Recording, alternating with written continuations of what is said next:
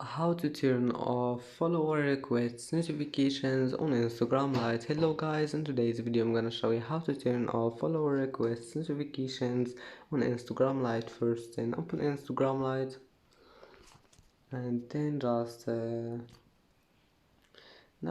click on your profile here in the bottom corner and then click destroy lines and stop.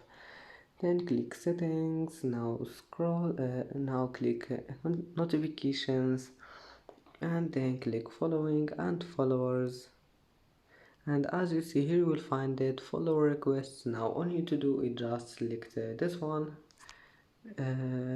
here off, and that's it for today's video. Don't forget like and don't forget subscribe, and thank you for watching this video until the end, and see you in the next video.